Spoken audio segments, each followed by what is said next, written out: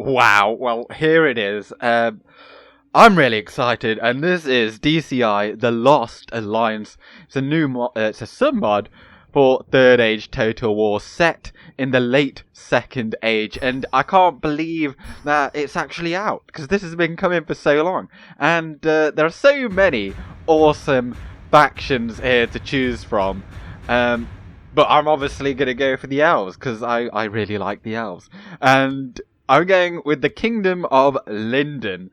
And as you can see here on the map, we begin in Linden with the notable inclusion of Imladris. And obviously, I've not played this game before, so this is going to be quite interesting. But there's a long story here for the backstory of the Kingdom of Lindon. Should you wish to read it yourself, you are very welcome to pause and read it. But basically, it just outlines the current period of time in which we find ourselves in, which is a very tumultuous period. And so our strengths are first class heavy infantry. I actually don't speak like that. I say first class. I don't know why I'm saying it like that. But good infantry and archers, but very slow, costly recruitment. But I, of course, play Divide and Conquer, so I'm kind of thinking it's probably going to be similar to that, except I think this is meant to be a bit more of a challenge, or so the mod leader has said.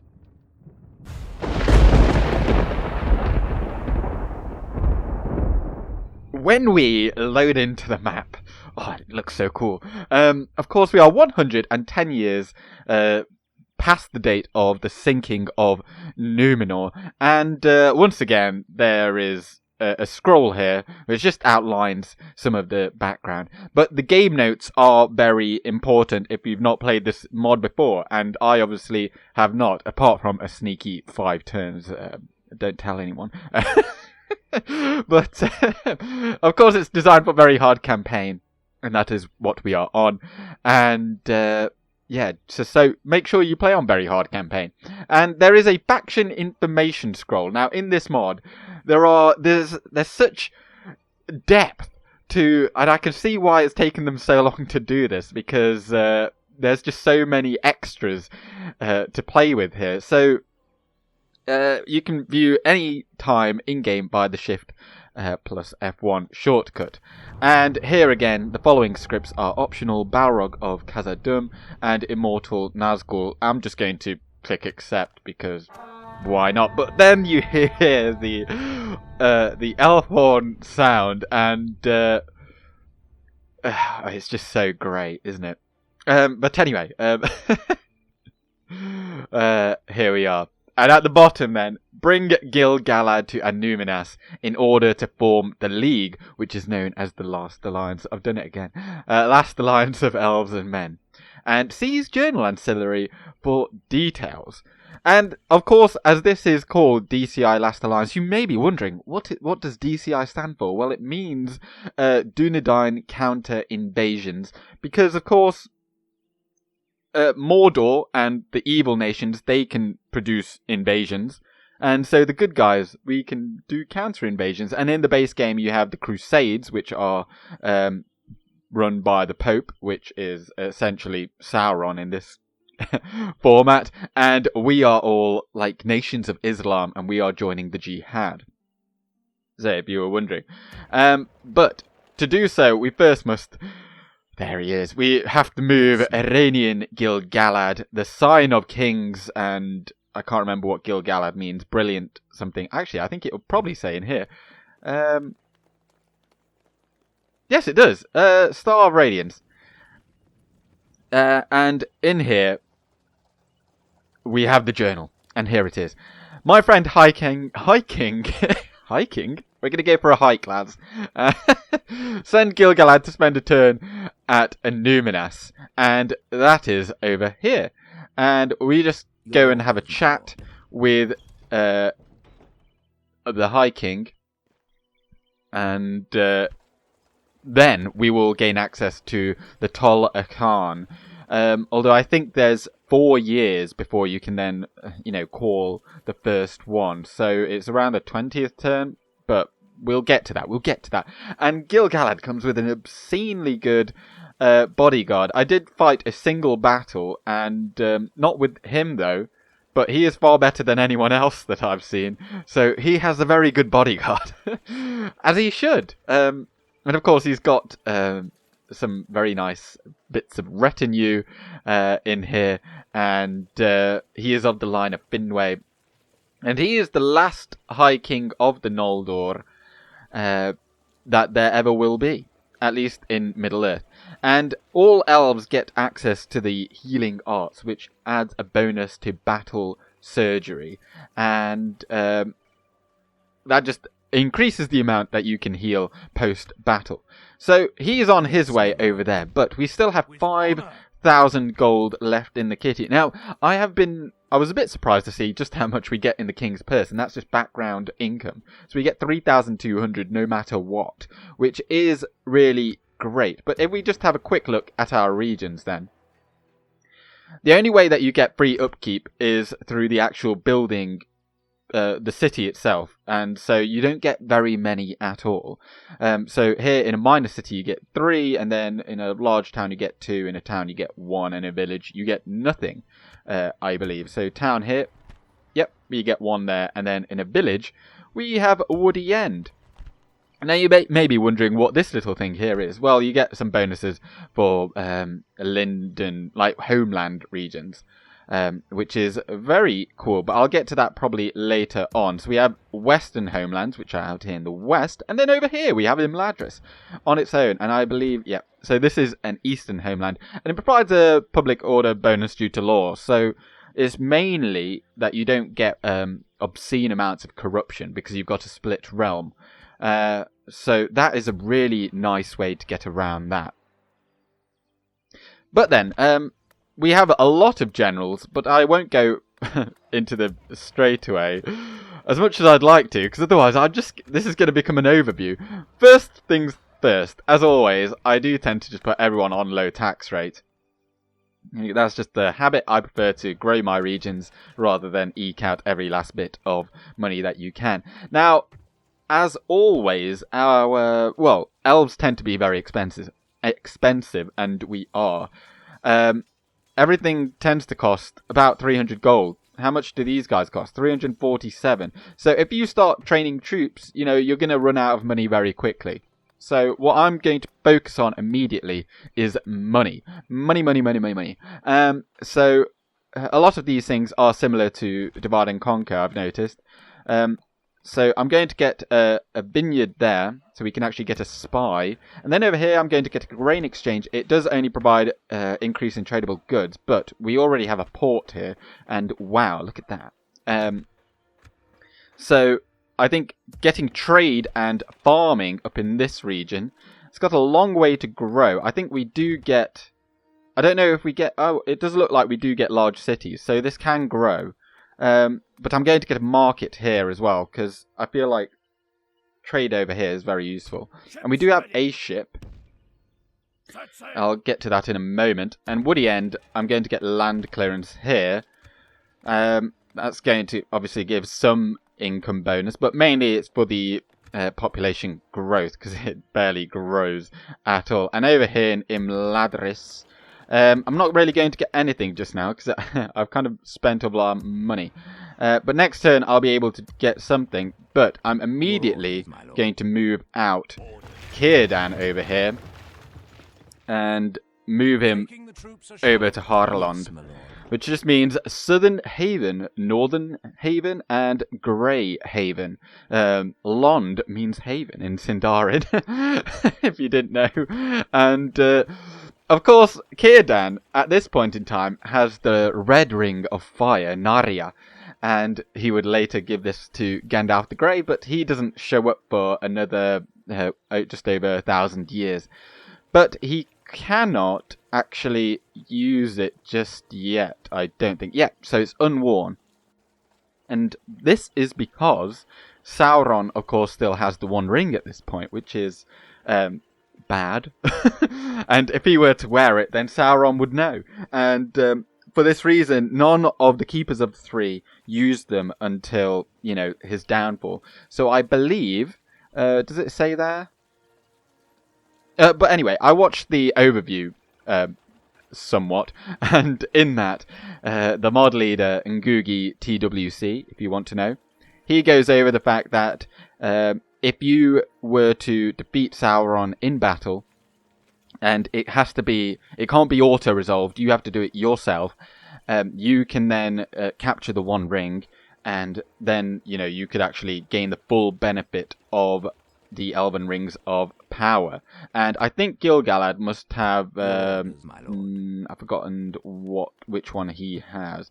Oh, he doesn't have one. Oh, yes, of course. I guess does Elrond have it? Is it Vilya? I think he has Vilya. Yes, he does. Okay. And then, is it Nenya? Nenya is the one that Galadriel has. And she, of course, Lothlorien, is over here. And by the way, this map is so great. It's different to the one I'm used to. But look how much more spaced out. Like, Minas Anor, of course, is what is known here.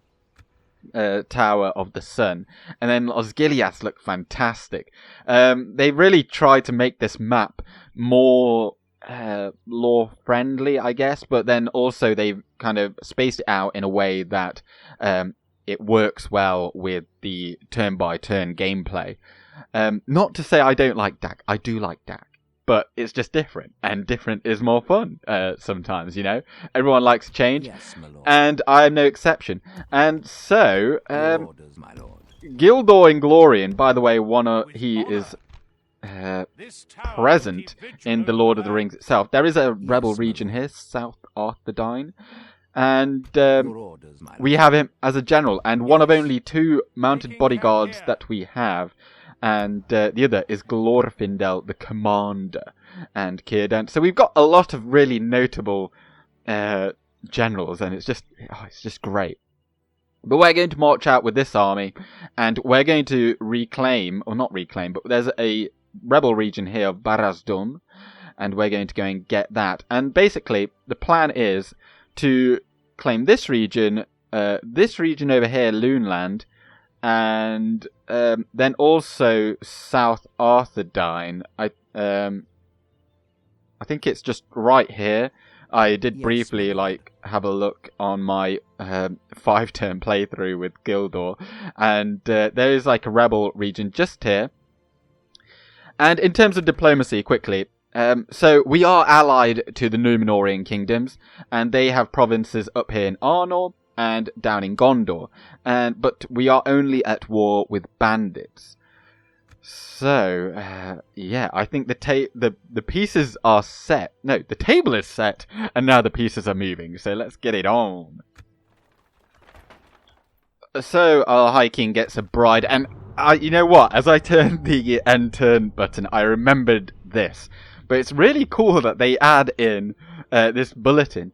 So don't forget to read the faction information scroll for this faction, and you can do this via Shift plus F1. So Shift F1.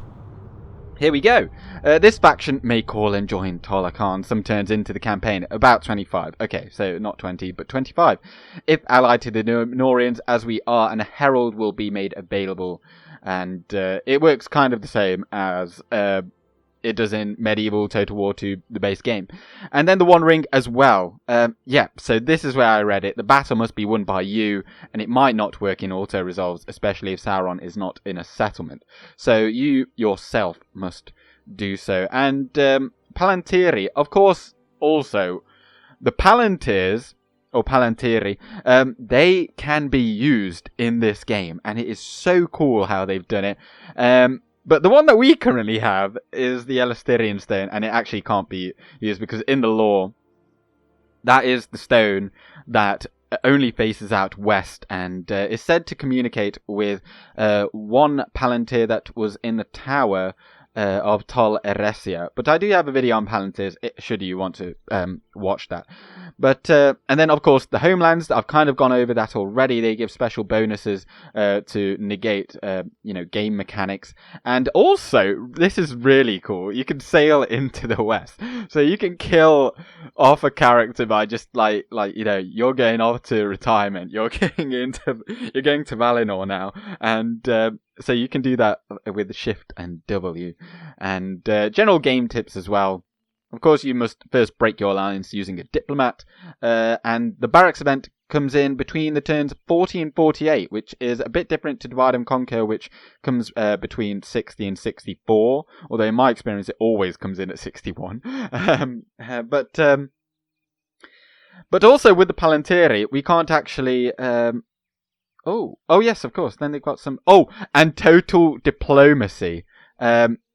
So if I just finish my point on the Palantiri, they can be used by certain characters, and there is a trait that is needed, and I think it is something about their will. So, yep, Supreme Will.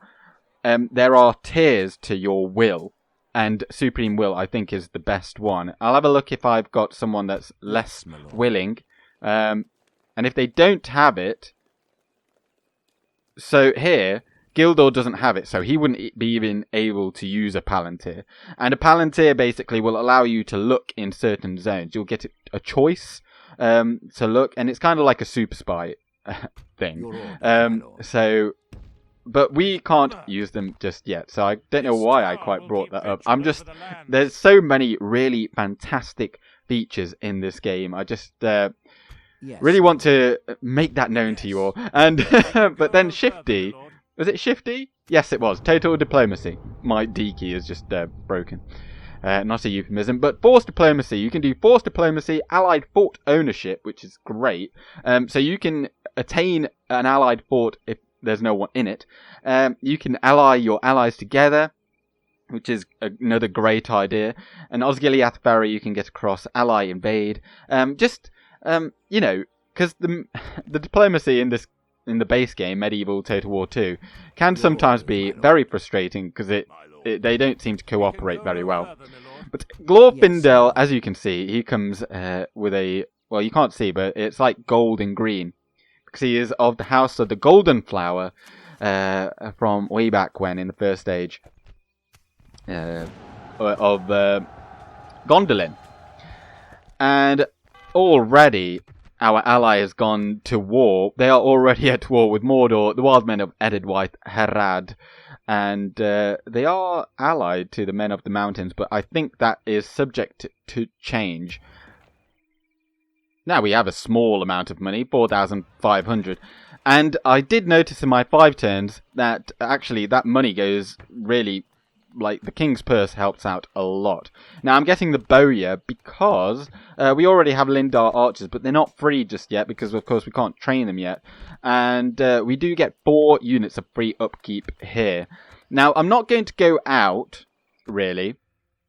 I'm going to stay indoors. I'm going to self-isolate, although I may put... perhaps I'll put a watchtower over here. We shall continue tomorrow. The reason being because we are kind of surrounded here. As you can see, Eregion, which is kind of here, I think. Or is it here?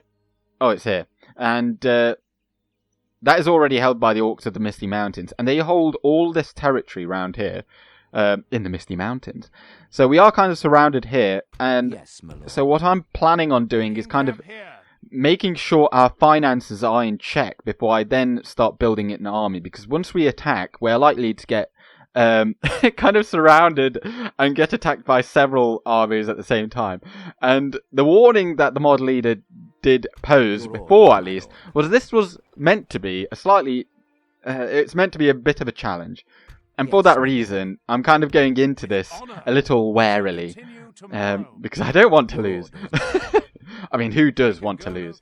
But particularly because I'm actually, recording this, it could go very poorly. So another grain exchange there, and off we go. Oh, and I forgot to move the diplomat. But another presentation of a bride with Morgana from the Merlin series on BBC back in the day. Send emissary to the wild men of Eredwaith. Well, yeah, let's go do that. Yeah, sure. End of turn report. We did Numenorean Kingdoms reign supreme. I do like the look of that, at least for now. Now we can get a town watch here. It would provide some Lindar infantry. Now I have no idea if these are actually good with those stats, but I presume this is like our militia.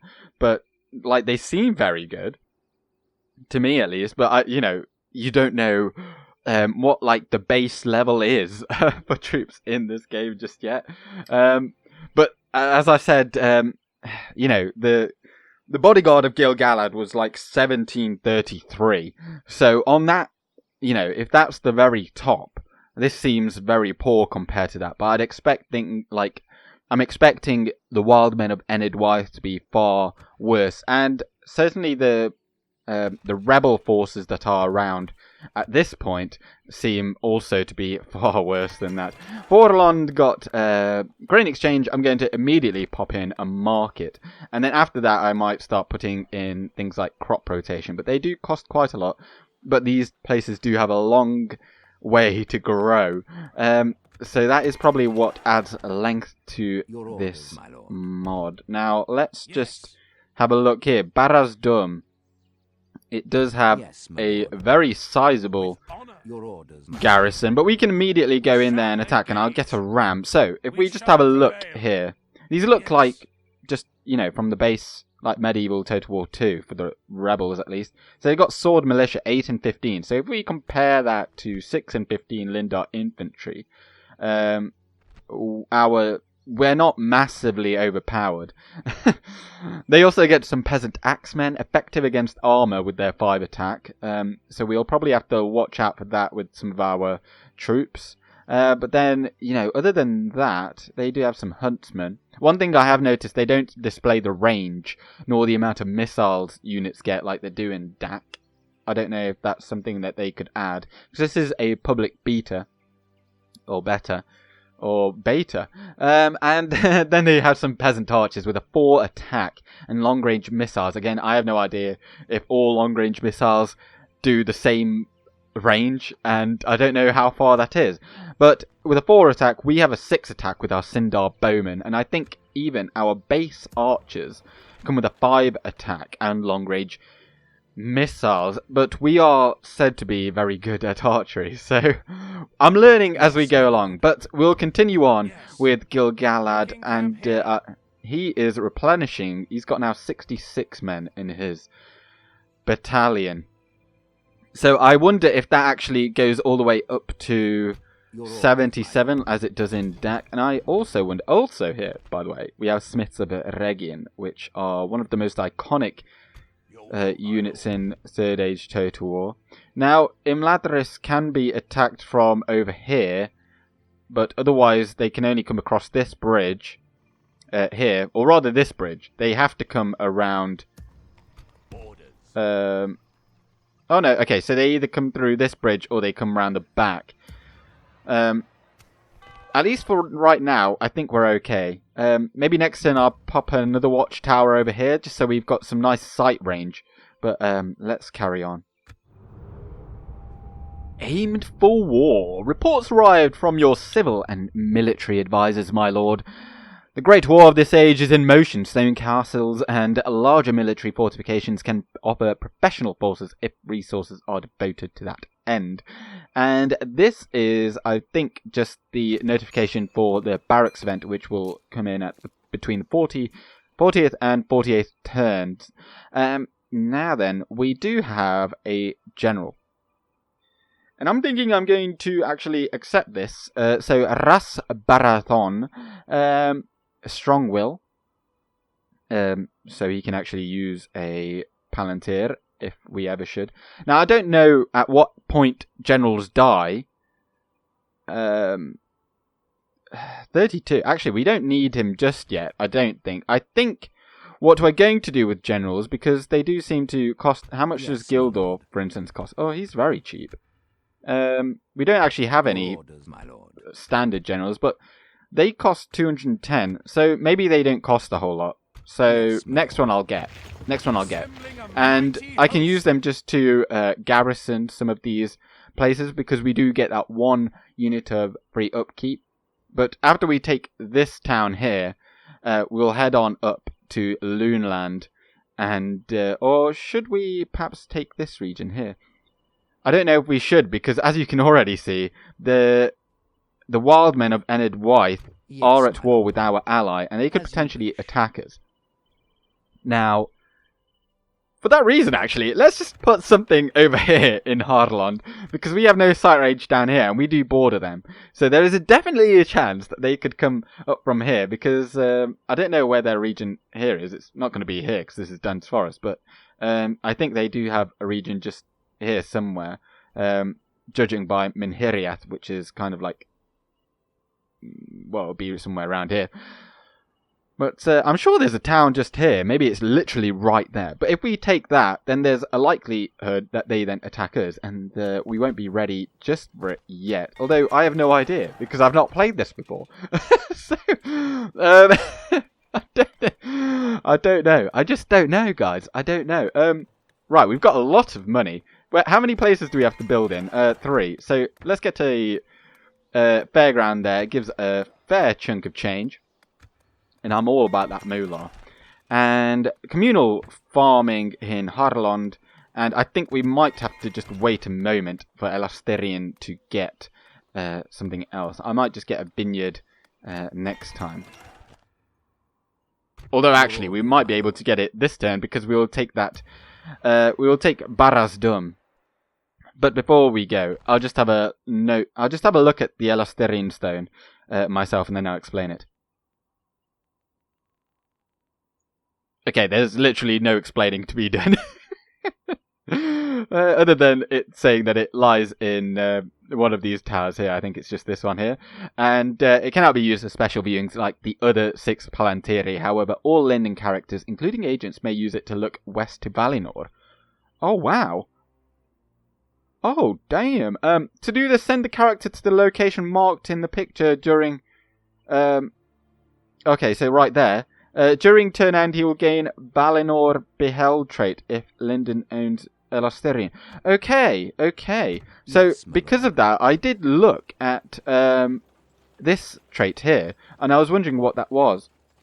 Oh, wow. So, we should really put every single general should go and have a look through that, because they'll get +1 tradition. I think that's maybe just for Gil-Galad, actually. So let's have a quick look at another general. So Glorfindel, of course, has been to Valinor. So he doesn't have it. Maybe Cirdan does. He has 1 tradition. What does tradition do?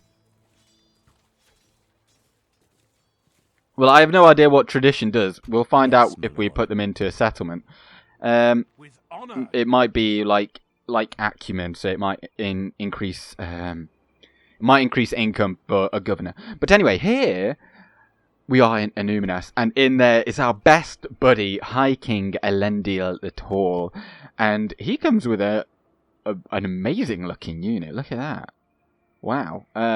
I'll probably be playing them in my own time, because they're so cool. And he comes with 75 of them. But the main reason here is, of course, that we can then, trigger the ability to eventually be able to call on Tol Echans. And here is the Annuminas stone, which Elendil can use. And we could use too, should we ever capture Annuminas. But we won't be ever declaring war on them. But if the hillmen of the north, which are all the way up here in the north, in the hills, they do attack them, I'm pretty sure.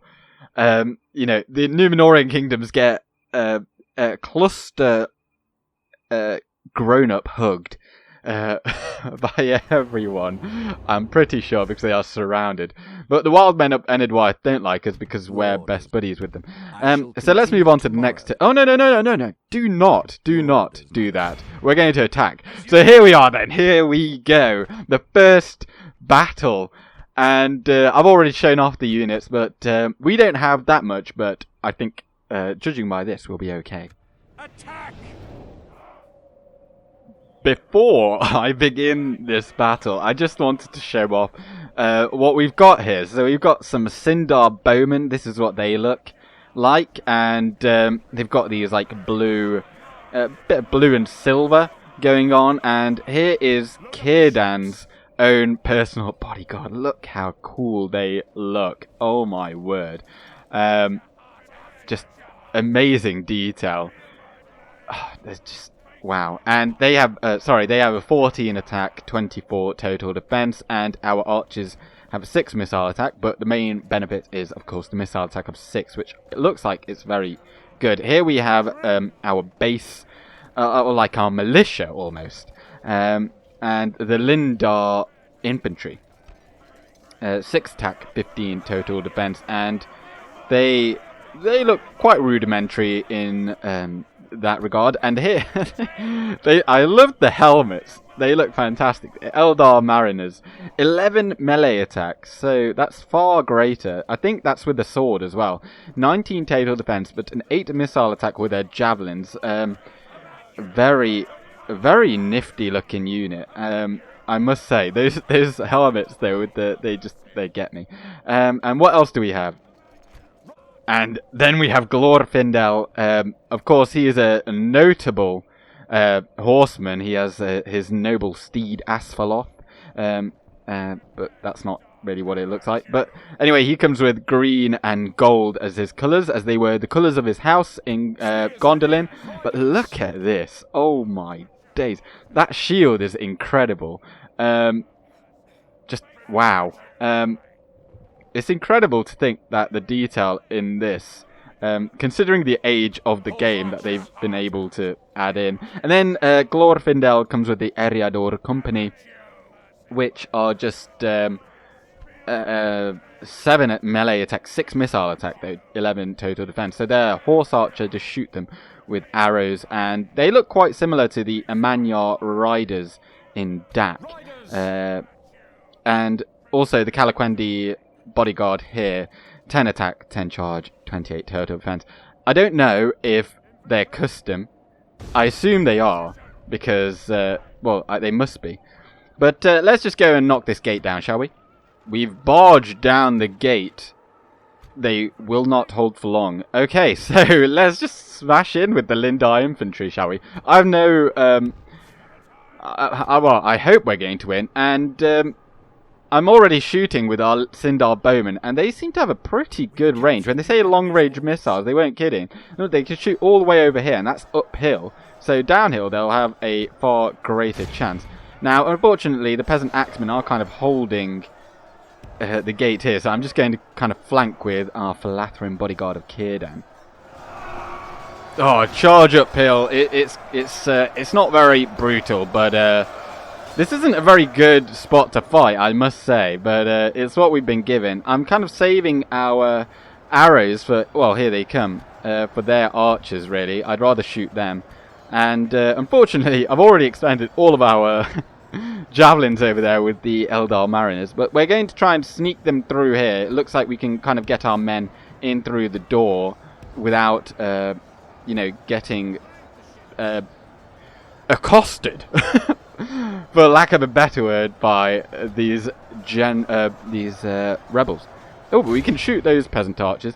Now, what I want to do as well is get our cavalry inside, because then I can flank these buggers. A key part, actually, to the stats in this mod is that they're, rather than like shields, or rather everyone has like shield and or block. So if you have a shield, of course, you have, oh, they have parry and shield. But even if you do not have a shield, you can have shield and block or things like that. So that just provides missile defense as well as, you know, melee defense from the front and from the left-hand side, I believe. So it gives a really big boost to, like, you know, shooting in the rear of a unit, or at a unit that doesn't have any of this shield value. I really should be careful, because I don't want Cirdan to die. It would absolutely suck if one of our custom bodyguards just got slaughtered in the very first battle. So I'm probably going to leave him out of our battles, for, out of this battle for now, I think. And we're going to let our Eldar Mariners deal with for a short while. Now, our archers are shooting into this clump over here, which is fine and dandy. Now, how about you turn around now? You've cleared up enough of them. But I'm going to send our cavalry around the back so we can expend of our arrows in that region. And then actually, Glorfindel as well is going to go around the side or the back, and then he can charge in the rear. And in fact, I've already sent him that way. Our Lindar infantry and Valathrin bodyguard, I'm going to give them a bit of a breather since they're absolutely knackered. Although I should probably do something about... Now, how are these stats matching up? 8-15 against 11-19. Okay, so we should win that, but we'll probably take heavy losses. But over here, our shots look pretty good. They're not doing any arcing shots, and they're shooting right into this mass. And they've got some huntsmen. And these are just javelin men. Looking very medieval. Total War 2. Or medieval 2 Total War. We are losing over here, so actually I think rather than waiting on our men to kill them in melee, or how about we just send the Lindai infantry in, because I'm not really that bothered about them. However, I think they're already wavering, so why not just give them a charge? Let's see this brutal charge. The horn sounds. Oh, we've killed the general. That might cause them all to rout. That would be good. Oh, there we go. That's all you needed to do. Oh dear, I was thinking for a bit, we're taking a lot of losses there, but then I don't know how this is meant to go, really. But casualties healed, we got a significant amount of them back, although not any of the, what are they called? Eldar Mariners, but they got a lot of kills. So, first battle done. Very interesting. And the most kills go to the Sindar Bowmen. Our first settlement of the campaign, and it feels good. And now this is quite an interesting settlement. We are going to occupy. It's an interesting settlement because it is a Khazad Western homeland, and if you play as the Kingdom of Khazad, I think they're called, they get this region at turn start. They don't if it's the AI because it messes them up by having such a split region, but they have a region here. They have like some in the Blue Mountains. Then of course they have Khazad, which is somewhere over here. Here we are. They have that, and then they have the Iron Hills, but they don't have... I'm wondering, why do I get to see that? Oh, they also have Erebor. Oh, I'm thinking maybe that's in the turn auto expansion. How come I can see that? Is that just because they're a friendly faction, one of the Tolakan? I don't know. How come we can't see Lothlorien then? I don't know if that's a bug. Because this is, as I say again, this is a public beta, so I don't know. Maybe I should report that. But anyway, here we are, Barad-dûr. They also get, because it is like a dwarven settlement, they get a huge boost to settlement income here, which is very good. Note this building has a 1% conversion to the Khazad culture, not displayed when owned by any non-dwarven faction. Oh, that's pretty interesting. So it would be good to get an artist studio there, but there was something I was going to spend money on. And I can't remember what it was anymore. I think everyone is building. How's Imladris? Is Imladris building? It is. So I'll tell you what. Barad-dûr. Nah, let's just get it in Styrian. It's one of our own. It's one of our own. And what we're going to do is immediately move out. And I'm not going to move for this settlement. I'm kind of going to go zigzagging across the map, unfortunately. So these fellas are going to... come and take this region over here, and I'm thinking, wait, can you already move? No, you can't.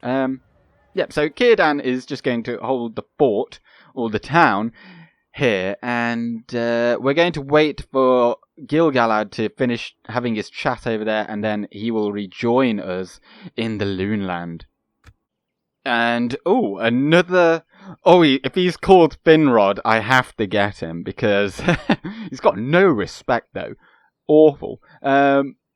Again, I don't know how much effect all of these have to the gameplay, but Finrod, I have to get him. I just have to, because Finrod Felagund is one of my favourite elves from the first stage, and in general, really.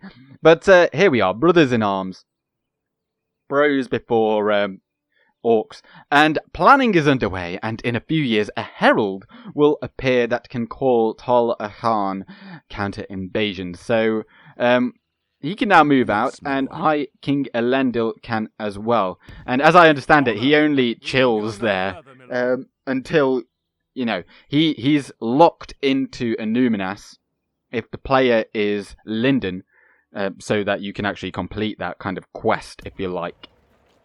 But that's only if you are playing as Linden. Otherwise, you know, the AI will do as they wish. But we haven't actually built anything this turn. But how about we get the artist studio, because that gives us 2% culture increase bonus to us here. And these ships, I wonder if there's anything I could do with them. I might just send them down here to scout, at least for a bit. I don't think we're going to be needing to ferry any troops over for a time, so I think we're okay to do that. How about we just move there? Yes. So we own all of this, and the border's here. As you wish. Where is this town? Oh, there we go, Ereinion. As you It's pretty much in the same location as it is in Dak, and probably Third Age. You know, I've never actually played Third Age. What is it you wish to discuss?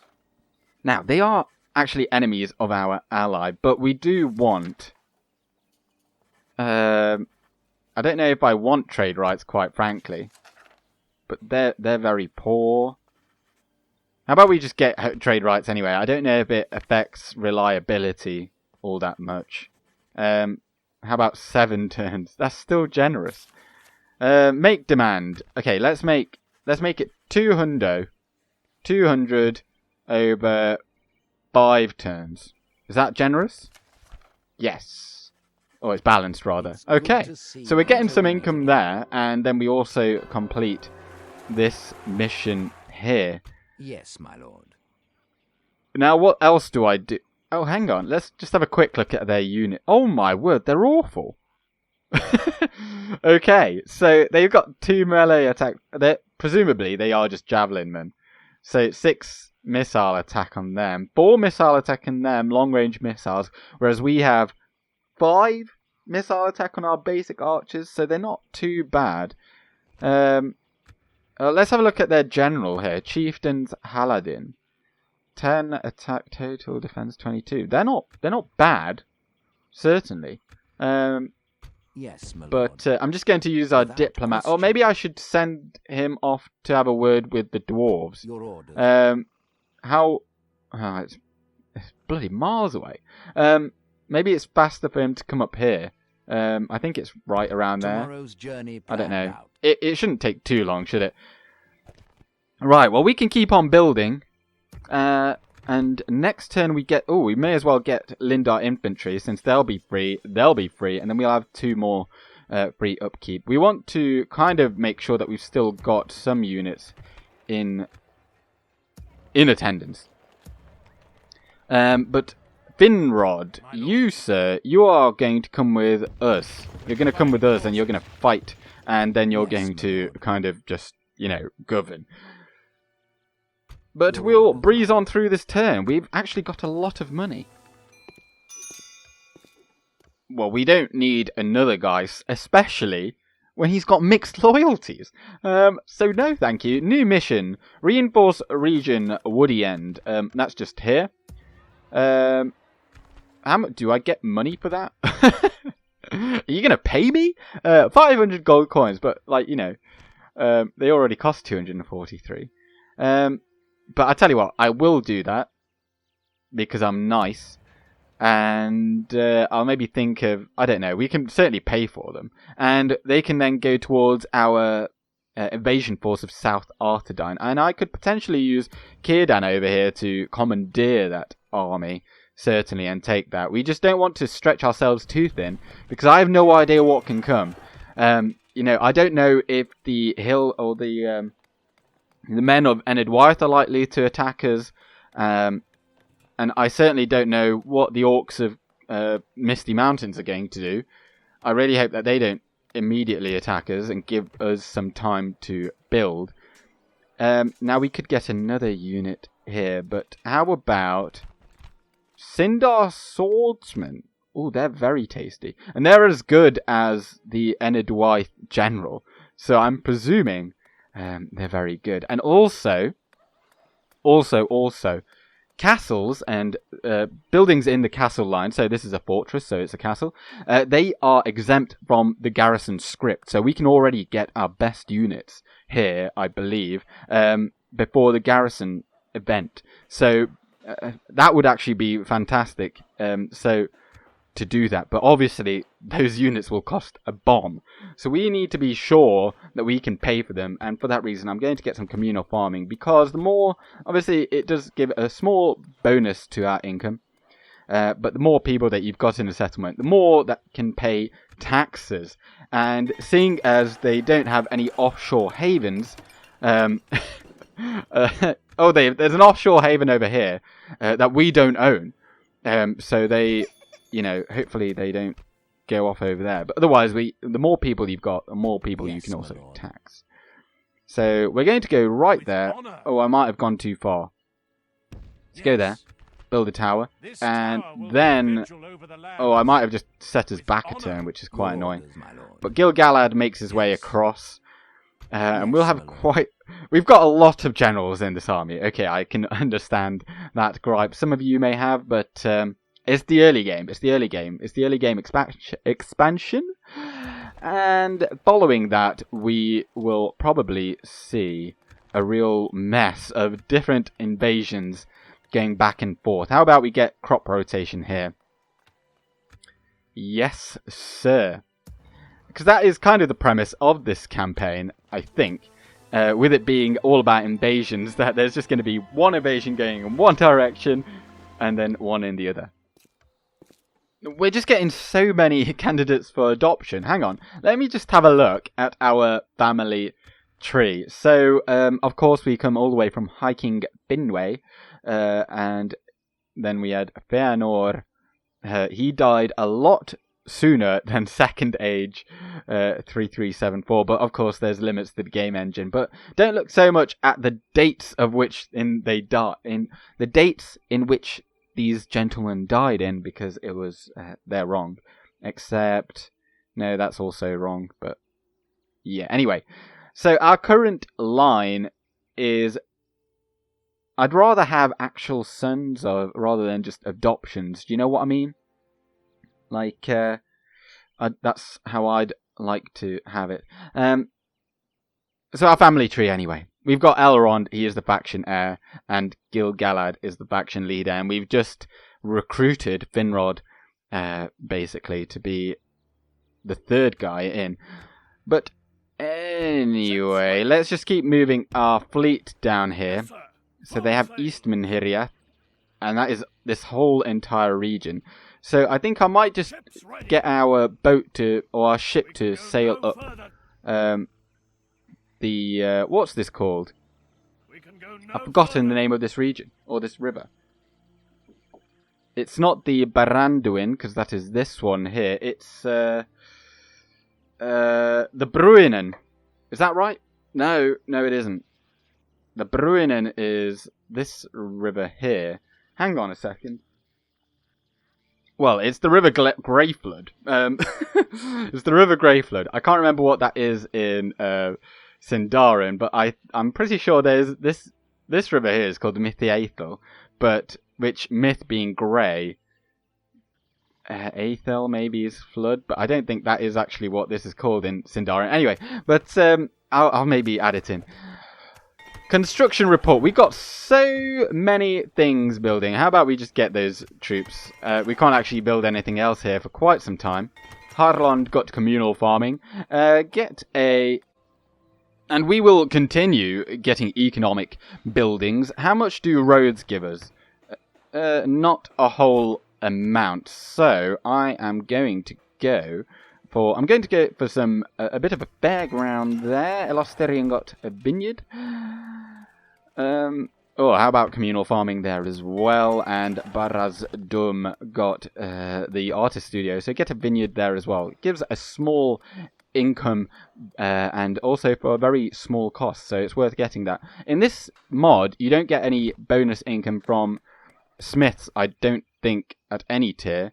No, you don't. So they just provide the actual, upgrades that you might get. But if we have a look at our units, so if we look at our Lindar infantry, they only get an armor upgrade from a blacksmith, which is, if we just have a look here. Okay, it is worth getting. It's actually only the second tier, so they get one upgrade here, probably another one here, and then a third one there. I assume that that was going to be third tier as it is in DAC. So it is definitely worth getting a leather tanner at some point. But for now, I'm not going to get one just yet, because we're not going to be training a whole lot of troops. But here is Lunarlyth. Lunarlyth. If I say it one more time, it will sound like something I'm meant to be saying. But let's get a ram there. I don't think we'll need another one. We'll just get one ram. Less things to fiddle around with. And less things to dodge up. Oh, hello. Is that what you want? We've got Captain Zagdush over there. And I kind of forgot that I wanted to build a tower. So if I just move Elrond slowly. Yes. And I can't help but notice, actually, there's some devastation there. So I hope he's not going to get ambushed now. This tower will keep vigil And then quickly run away. with honor. So now we can see our northern border here. And as you can see, there is the region of Etten Moors. In the Etten Moors, you might be wondering, what is that banner? And that is the Hillmen of the North. So they already border us there. And we're bordered on every other front by the Orcs. Now, this is the region known as the Troll Shores. And for that reason, I'm thinking there's probably trolls there. Because I'm pretty sure, like in DAC as well. If I keep mentioning DAC, I'm sorry. It's just because I'm trying to compare. And this is like kind of like my first playthrough. In that, you have ambushing troll armies in these woods. So I'm really hoping they don't actually attack my vice regent out there on his own. And what does he have? He has an archer bodyguard, 12 melee attack, 18 total defense, with a 6 missile attack as well with the long range missiles, and very good stamina. So he's a very good unit indeed, and probably only one of them shall we get. But let's carry on. Another man wanting to join us, but he's disloyal. I'm not going to get him. I'm not. Dutiful traditionalist. Again, I'm such a noob. But our diplomat keeps plodding in the right direction. And we got some Lindar infantry and Woody End. Mithlon got Fairground. And what comes next? Shall we get crop rotation? Not just yet. How about we get a merchant wharf? It doesn't actually boost us a whole lot. It costs a lot of money, doesn't it? Well, maybe just do get. Yeah, just get the crop rotation. Why not? We're not building anything anywhere else just yet. And now we're going to march on in to... Oh dear, he's facing the wrong way. We're going to march on into Lunarlyth. Here we go. Oh, he did turn around there. And once again, they have some peasant axemen, effective against armour. They've got some huntsmen, javelinmen. A solid missile attack on them, and peasant archers. I think this will be... Judging by the previous battle, I think this will be a doddle. We attack. Before we start, once again, I just want to show off the units that I haven't already, and have a look at this. Oh my word, Gil-Galad's bodyguard, once again, 17 attack, 33 total defense. But look how good they look. Just amazing. Look at that shield.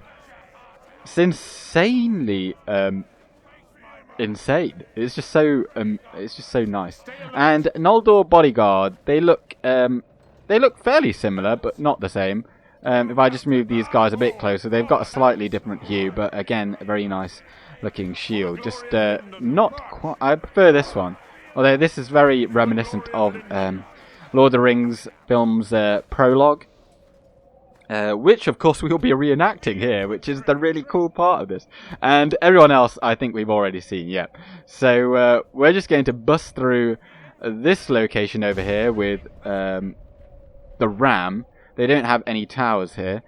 But this is an interesting settlement design. Is this in... I don't know from where this is from. Is this from Medieval Total War 2?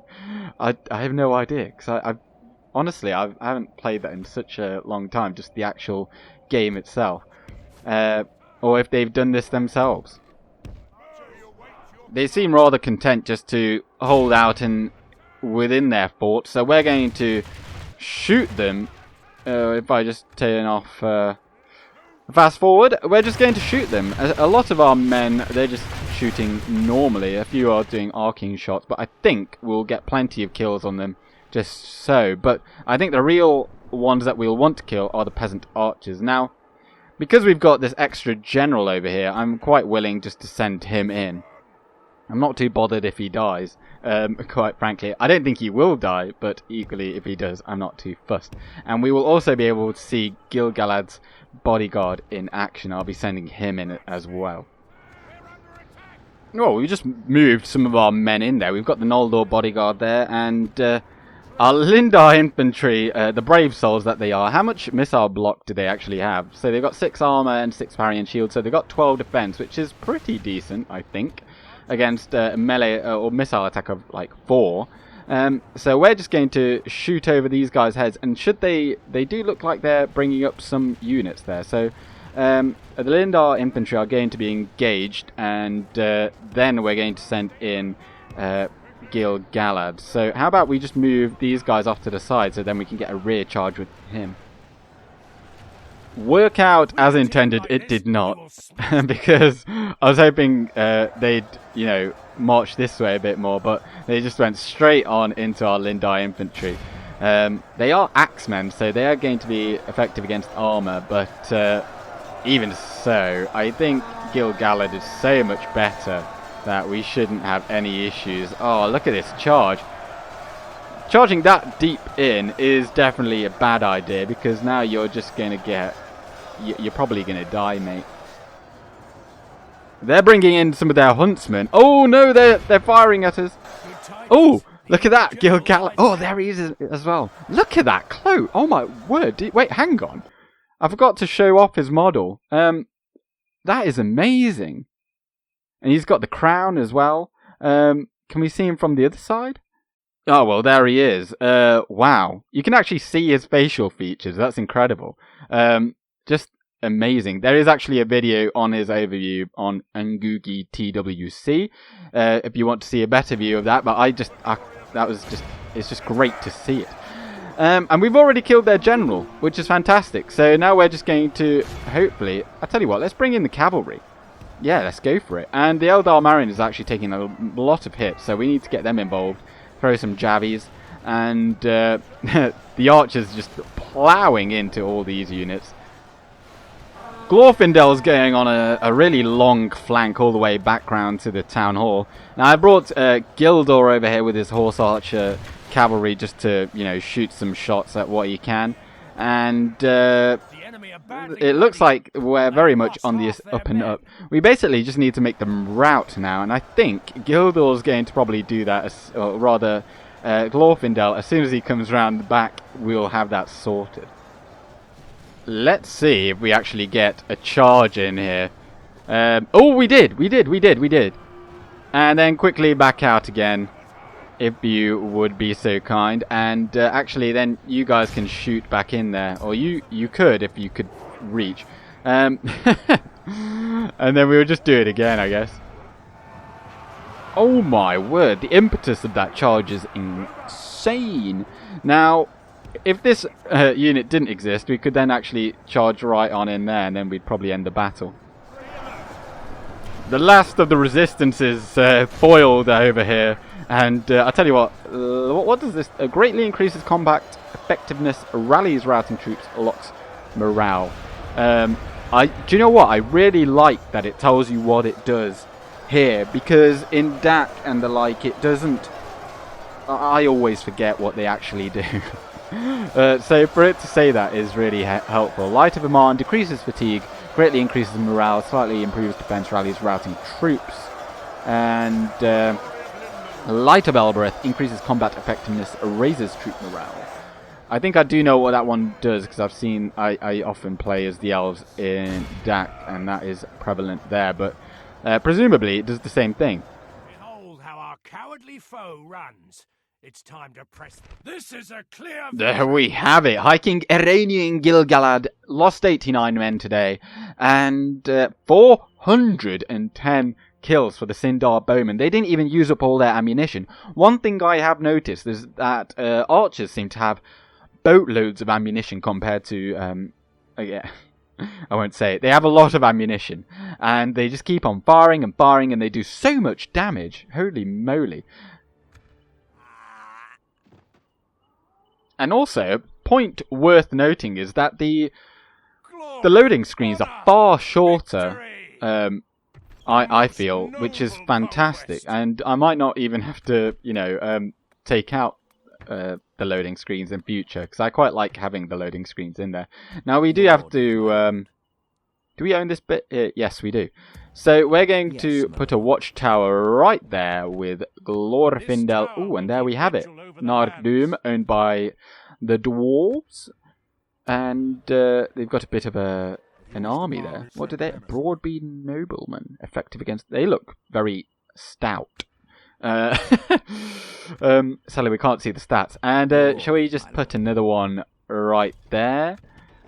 And there is another rebel region here, which I believe extends all the way out here. But I don't think I want to get it, because then it will border us with the hillmen of the north, and I'd rather let the Numenorean Kingdoms deal with that. And yes, I think we're going to expand into this direction, take some of the wildmen of Ened Wyeth, and we're slowly going to come down towards Mordor in that way.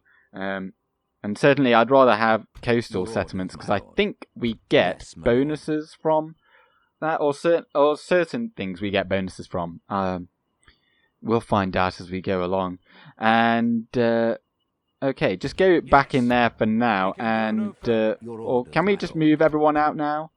We may as well do that, and then just leave Finrod on his Todd there. How come he's not free?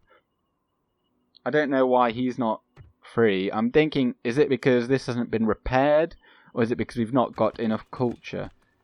We've got 16% culture, which doesn't seem that bad.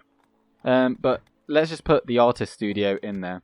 The reason I say it's not that bad is because if you look here, well, we need 33% to actually train troops. So maybe we need 33% before he's free. But he's going to rot in there. And Glorfindel is going to pop another tower down there. And then this army, if you can call it an army, is going to come down back down south here and attempt to take this rebel village. And then I think we may be declaring war upon the men of Ened Wyeth. The Hawks of Misty Mountains have declared war on Ereinion. Okay.